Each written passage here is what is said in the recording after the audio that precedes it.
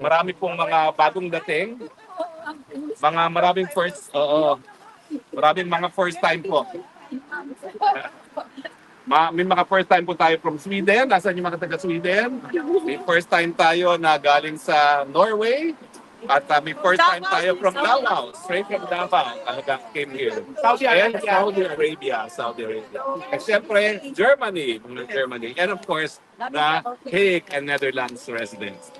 Ma'am, kamusta po si Tatay Digo sa inyong pagdala? Okay lang naman siya ngayon. He's not in the mood. Naiirita siya sa kuko niya eh. So, inupit namin. Pinagkanam kami ng guarda ng El Cotton. Kuko.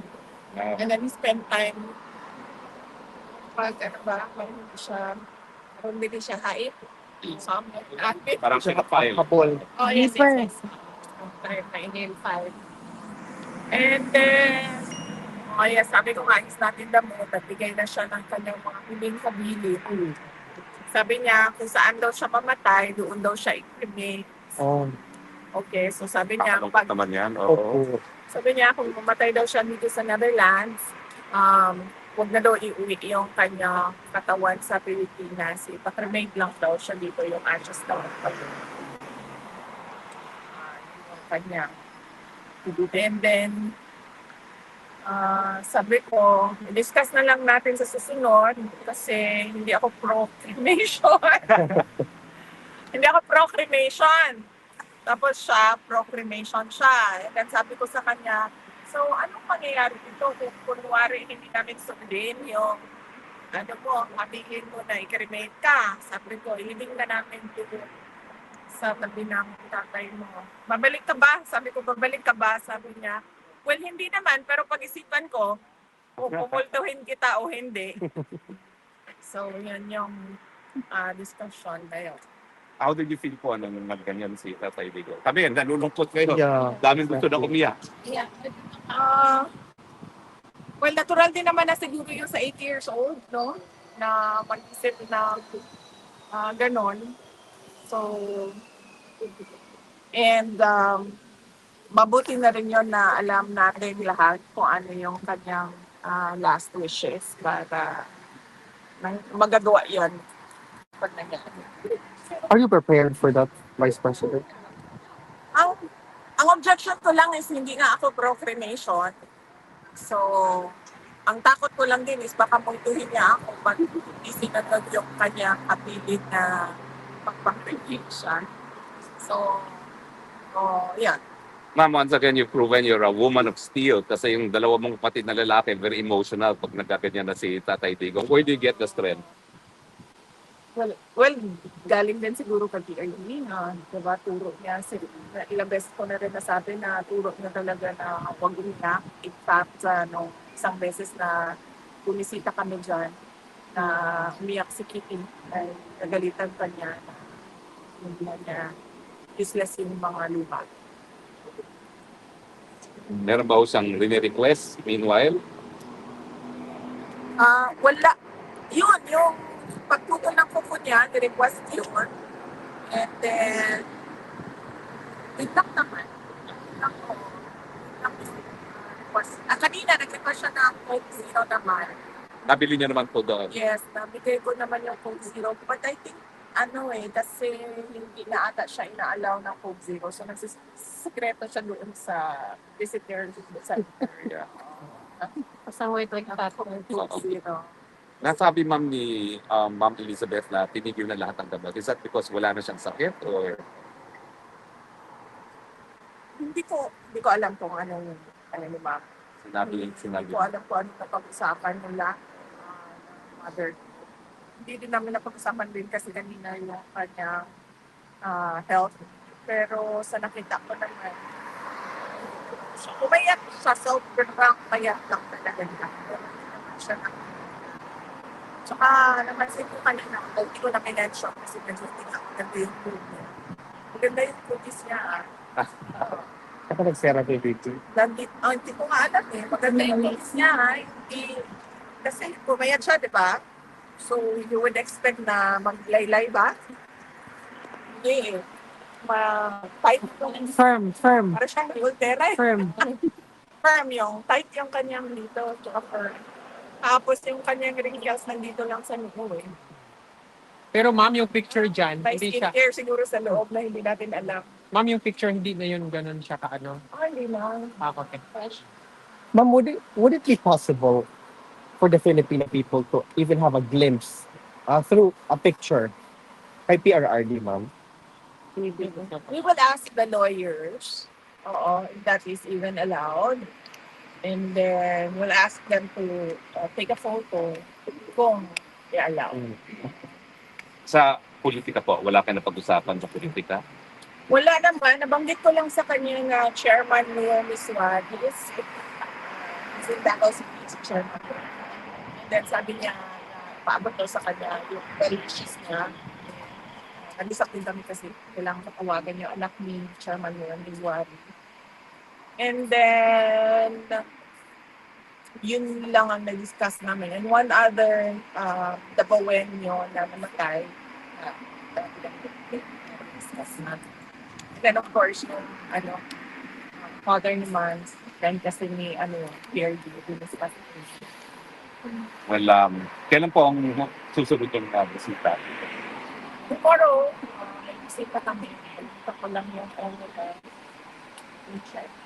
Kasi today is 1:30 to 3, no? Bukas is...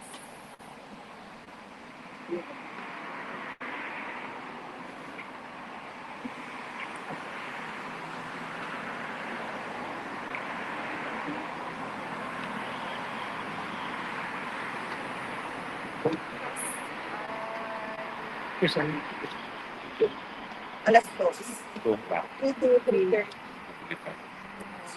Ay, sorry, Wednesday, no? Yes, ma'am. 3 to 4:30. 3 to 4:30. So late tayo po. July 9, no? Yes. 3 to 4:30. Hindi ba nag-work po yung usual charm ninyo sa kanya na pag nakikita kayo, he lighted up? Wala today eh. I think si Tanasis ata yung kinainisan niya eh. Bakit to? Nandito pala si Atty. Mans. Hi, Andito pala si Join us, Atty. Atty. Mans. Hindi namin alam na nandito ka pala. Hi. Oh. So nakapasok Hi, po si sir. Atty. Mans. Oo, kami yung partners. Kaya nga, I was going to ask Asam sa bakit sa to. Wala. Manasa rin na yun. Can I ask a question on a different matter? What's your reaction to alias Rene recanting his previous statements against you, your father, and Pastor Kibuloy, and now he allegedly said, or actually stated na binayaran siya ni Senator Risa Ontiveros, ma'am? Yes, that is a very serious accusation and it should be answered, no? Clearly kung ano ba talaga ang nangyari and kung sa tingin ni alias Rene na dapat siya ay mag-file din ng kaso ay dapat gawin niya din yun para nasasabi niya yung totoo sa loob ng korte at nakakasagot din ng maayos yung mga akusado sa loob din ng korte. Nabasa ko na yung affidavit niya bago pa man siya lumabas publicly, no? In fact, meron pa nga nakalagay doon na nakasama niya ang mga witnesses ko noon ng ICC doon sa isang bahay kung saan siya pinatira. Senator Tiveros. Is that a reason for concern po na allegedly tanim ebidensya, tanim testigo, tapos meron siyang mga nakasama rin na mga testigo na dadalhin dito sa ICC na posibleng tanim testigo rin? Oh, yes. Of course. Oo. In fact, sinabihan ko din ng lawyer ni President Duterte na meron nga ang gano'n na statement yung witness against Pastor Kibuloy na ngayon ay nagsasabi na hindi totoo yung mga sinabi niya. Sinabi niya na nakasama niya sa tirahan mga witnesses ng ICC. Yung minsan po, in-advise niyo si Kong Pulong to seek the speakership. Ano kong status po? Hindi ko alam sa kanya. Hindi ko alam sa kanya kasi seryosohin niya yung suggestion ko. But wala pa kasi ako pwede kita kung ano gagawin niya. Wala kayong balita kung sinong incoming speaker, incoming Senate President. Wala akong balita with the Senate and the House of Representatives. On another question, ma'am, what do you have to say or react to when 42% of Filipinos are not favorable to the impeachment case filed against you and 38% only agrees? Does this mean that dapat ibasura na nila yung impeachment complaints with respect doon sa mga senators? Well, siguro marami sa ating mga kababayan naiintindihan kung ano yung ginagawa laban sa akin at sa aming pamilya. It's a pure political persecution at harassment.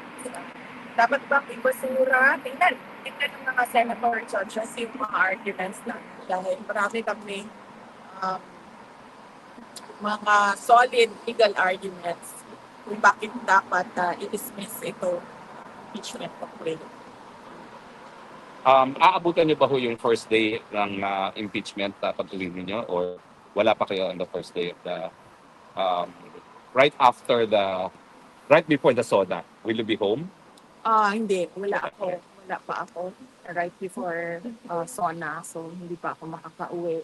In any event, nandun naman na yung lawyers and they're continually preparing our witnesses for the impeachment and continually gathering the pieces of evidence needed. Last question po, no? May mga lumabas sa balita na meron na raw silang copy ng mga bank accounts niyo. Are you going to file legal action against those na pupukan ng mga bank statements niyo illegally? Hindi na. Wala man ako pinakailan ng kaso. Lahat ng mga libelous na libas, na kaso, lahat ng harassment. Pinapasudyos ko na yan kasi sa tingin ko naman mas matindig ang galit ng Diyos no kapag punatingnan. Sa bank accounts, inaantay ko na magkaroon ng trial wherein doon ko sasagutin yung mga question about sa bank accounts. Dahil sa ngayon naman, yun nga, illegal yung pagkuha nila na information with regard to bank accounts. So, wala akong obligasyon na sumagot sa kanila. Pero kung hindi matuloy yung impeachment, I will endeavor na umupo para sagutin yung mga allegations nila sa impeachment. Through the public. Meron pa kayong tanong? Anyone? Nag-ask na rin ako kay opinion ni Congressman Colong. Yun po, opinion lang po. Sa bahay ni tatay sa Bentay Bakit. Ito opinion. Opinion ko as a lawyer, kasi I think na-acquire yung property during sa live-in nila and PRC. And so it is ang status nun is co-ownership. Kaya na siguro ibenta yung kanyang share pero hindi na pwedeng maibenta yung kay PRC. And depende na rin yon sa mapapag-usapan nila dalawa ni Hanilet at ni President Duterte kung anong gagawin nila sa bahay. As a lawyer yun, no? As a daughter, iniisip ko lang kung saan natitira si Pangulong Duterte kung benta nila siya ng house. Yun ang isa sa mga concerns namin. Yung mag-say interest kay Ma'am Elizabeth, that's what Congressman Colong said. Oo, may nabanggit na si Mama na na ganyan, na pwede naman dun sa bahay. Well, sana, depende yun sa mapag-usapan ni Hanilet at yung President Duterte kasi silang dalawa na pinilihan. Ma'am Showbiz, since tatanggapin siya ni Ma'am Elizabeth, is there reconciliation in the office? Walang reconciliation. Walang reconciliation. Ano lang, sabi ni Mama, okay naman daw na bumisita yung mga girlfriends. Walang problema sa... Grabe, no? Pinagbamahal. Ayaw niyo ba yung Papa? Love ko na si Ayan, no? Ma'am, meron bang Wala na siguro parang friendship yung kanila. Sport. Parang sport. Ano, ma'am? Oh. Sport ang tawag dyan. Ay malay natin, baka mamaya kasalan of the century paglabas si Tatay Digong. Well, hindi ko na rin i-advise na magpakasal sila. Ikaw, flower girl, ma'am. Ano yun? Anyone else? Advice yun. Yes, yes. Hello po, VP. Andy po from GMA Integrated News. Hindi ko po naabutan yung first part ng inyong ng inyong pahayag. Pero gusto ko pong tanungin kayo regarding din sa impeachment po nila. Kasi meron pong sinabi si Senator Zubiri na witch hunt daw po yung impeachment trial sa inyo. Pero meron pong kumbaga, remark naman si Congresswoman Delina. Ang sabi po niya, unfair daw po na sa witch hunt lang dahil daw yung sa gravity ng allegations against you. So ano po ang comment ninyo dun sa mga pahayag na yun na witch hunt daw po yung impeachment and then wala na po basehan yung pagiging witch hunt na yun? Ayoko na lang sumali siguro sa sagutan, no? Ni De Lima at ni Senator Zubiri. But matagal ko naman na sinasabi, nakikita din naman ng tao, ng mga kababayan natin yung timelines, no, kung paano sila umabot sa impeachment at alam naman natin na ano talaga ito. This is a race for presidential elections of year 20.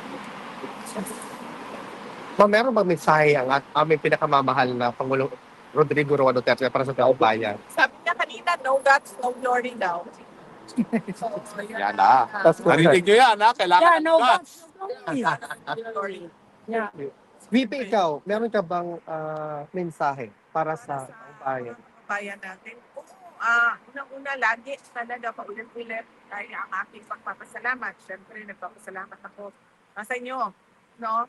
Dahil sa pagpapakita ninyo ng suporta kay dating Pangulong Rodrigo Duterte. Actually, nagtanong din siya kanina. Sabi niya, may tao pa ba sa labas nag-aantay? Sabi ko, oo, meron. And yung isa, nakasama namin sa bus, nagmaka-plug late, si ma'am. Kinakanta ko sa kanya. Napangiti siya. Oh. Tapos, yun, nagpasalamat kami sa nagdarasal. Nagpapasalamat kami. Sobrang dami nun.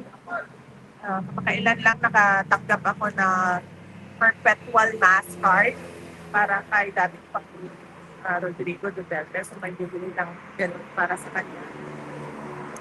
At yung nandyan pa rin yung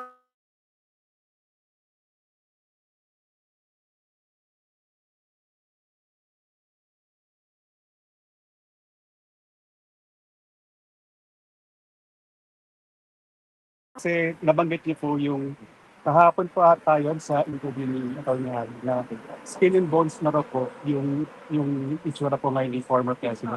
Meron po ba itong kumbaga parang medical condition or parang meron po ba binanggit yung mga doktor doon sa loob ng kulungan? Kung ano po yung condition or kung meron nga po bang conditions ni former president at bakit ganun po yung naging katayuan niya for the past 3 months po na nakakulong dito sa nabanggit ng mama ko, no, na skin and bones siya, and nag-elaborate ako kahapon kung ano yung sabihin nun. Sobra yung kanyang pagpayat. Yung nakikita ninyo doon ngayon, hindi na siya ganyan at all. No? Mukha siyang may sakit, pero clearly wala naman din siguro siyang sakit kasi wala namang sinasabi na urgent na yung medical officer sa amin. Sa tingin ko lang, yung weight loss niya ay dahil posible. Yung una-una, loss of appetite dahil na hindi siya sanay sa pagkain. At pangalawa, baka din kasi kinokontrol nung medical officer yung kain niya. Kasi diabetic Ma'am, sa pa rin po yung sa prosecution naman po, naglabas na po sila ng 12, o naibigay na rin po sa defense yung 12 batch ng evidence. Napag-usapan niyo na po ba ito ni Attorney Kaufman? kung ano po yung magiging susunod na hakbang sa mga dokumento na binigay po ng prosecution. Malamang pag-uusapan nila kasi kakapasok lang nung lawyer, no? At saka yung assistant niya doon sa loob na yun. So malamang pag-usapan nila yun. Meron po kayong access din sa document. Nakita po ba niya? Wala. Yung access ko ay pareho lang sa lahat. Kung ano yung nakapublish sa ICC website, yun lang din